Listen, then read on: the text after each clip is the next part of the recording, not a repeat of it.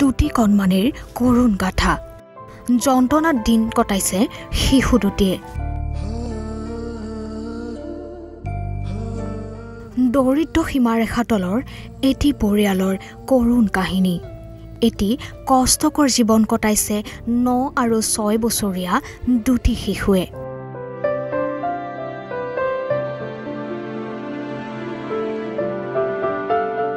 ডিব্ৰুগড় জিলাৰ মৰাণ বিধানসভাৰ সমষ্টিৰ কুটুহা গাঁও পঞ্চায়তৰ অন্তৰ্গত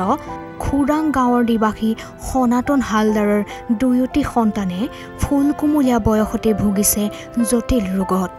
দুয়োটি সন্তানক প্ৰত্যেক মাহত দিবলগীয়া হয় তেজ দুই এদিন পলম হ'লে অসুস্থ হৈ পৰে সন্তান দুটি 9 বছৰীয়া গৰিমাক আজিলৈকে 91 বাৰ আৰু 6 বছৰীয়া মৌচমক 25 বাৰ দিয়া হৈছে তেজ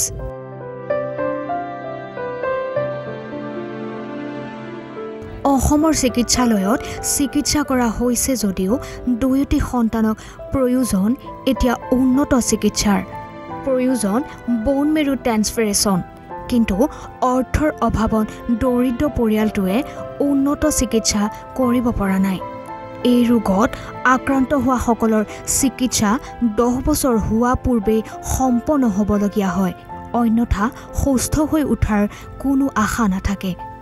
বৰ্তমান শিশু দুটি সুস্থ হ'বৰ বাবে কেইবা লক্ষাধিক টকাৰ প্ৰয়োজন সেয়ে দুয়োটি সন্তানক সুস্থ কৰি তুলিবৰ বাবে স্বাস্থ্যমন্ত্ৰী হিমন্ত বিশ্ব শৰ্মালৈ কাটৰ আহ্বান পিতৃ মাতৃৰ মোৰ ছোৱালী এজনী আৰু ল'ৰা এটা ছোৱালীজনী জন্মৰ এবছৰ বয়সতেই থেলাছেমিয়া বেমাৰ ধৰা পৰাৰ পিছত আজি তাইৰ বয়স 9 বছৰ হ'ল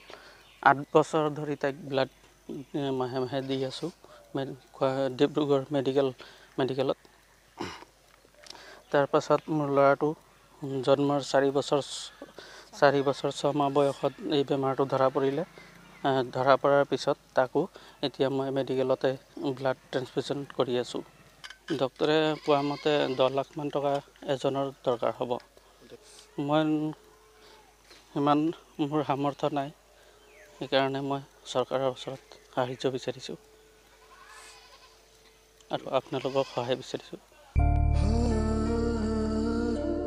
মৰাণৰ পৰা স্বপ্ননীল দেউৰীৰ ৰিপৰ্ট ঈশান নিউজ